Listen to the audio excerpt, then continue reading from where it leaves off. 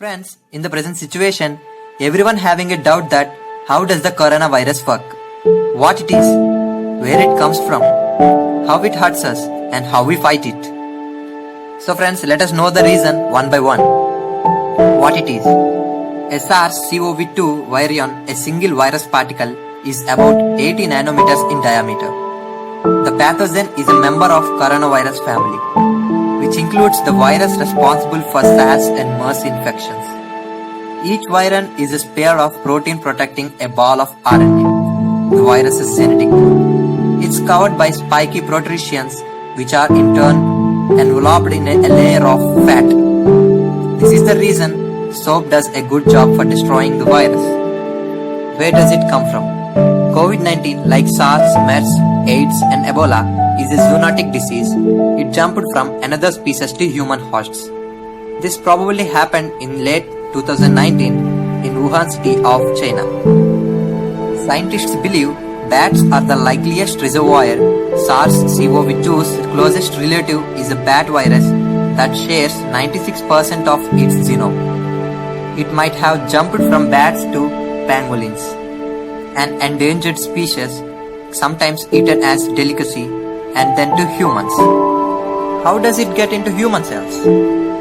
So, the virus's protein spikes attach to a protein on the surface of cells called ACE2. Normally, ACE2 plays a role in regulating blood pressure. But when the coronavirus binds to it, it sets off chemical changes that effectively fuse the membranes around the cell and the virus together, allowing the virus RNA to enter the cell. The virus then hijacks the host cell's protein, making machinery to translate its RNA into new copies of the virus.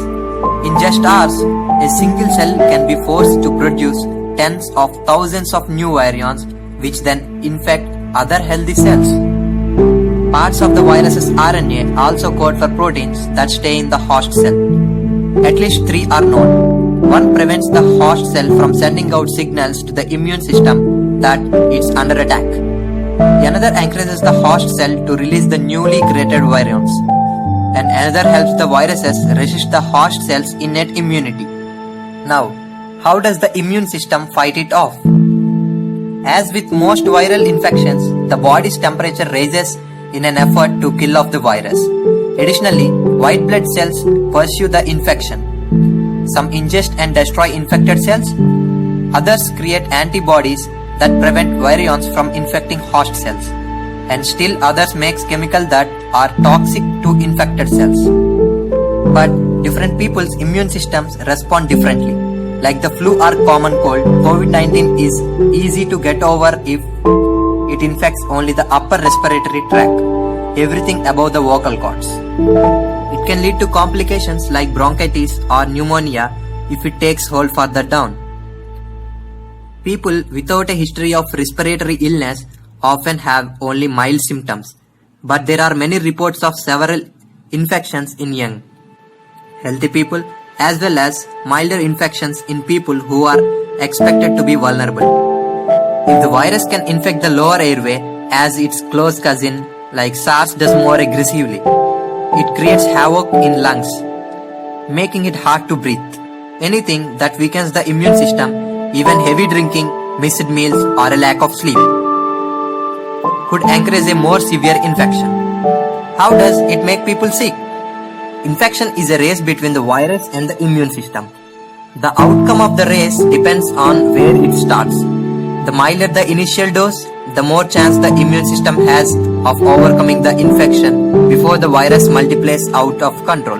The relationship between symptoms and the number of virions in the body though remains unclear. If an infection sufficiently damages the lungs, they will be unable to deliver oxygen to the rest of the body, and a patient will require a ventilator. The CDC estimates that this happens to between 3% and 17% of all COVID-19 patients. Secondary infections that take advantage of weakened immune systems are the major cause of death. Sometimes it's the body's response that is most damaging. Fevers are intended to cook the virus to death, but prolonged fevers also degrade the body's own proteins. In addition, the immune system creates small proteins called cytokines that are meant to hinder the virus' ability to replicate. Overzealous production of these in what is called a cytokine storm can result in deeply hyperinflammation. So now the question is, how do treatments and vaccines work? Now, there are about a half dozen basic types of vaccines, including killed viruses, weakened viruses, and parts of viruses or viral proteins. All aim to expose the body to components of virus so specialized blood cells can make antibodies. Then, if a real infection happens, a person's immune system will be primed to halt it. In the past, it has been difficult to manufacture vaccines for new zoonotic diseases quickly. A lot of trial and error is involved. A new approach being taken by Moderna Pharmaceuticals, which recently began clinical trials of vaccine, is to copy genetic material from a virus and add it to artificial nanoparticles. This makes it possible to create a vaccine based purely on genetic sequence rather than the virus itself. The idea has been around for a while, but it is unclear if such RNA vaccines are potent enough to provoke a sufficient response from the immune system. That's what clinical trials will establish. If they first prove that the proposed vaccine isn't toxic. Other antiviral treatments use various tactics to slow down the virus's spread, though it is not yet clear how effective any of these are. Chloroquine and hydrochloroquine, typically used to fight malaria, might inhibit the release of the viral RNA into the host cells.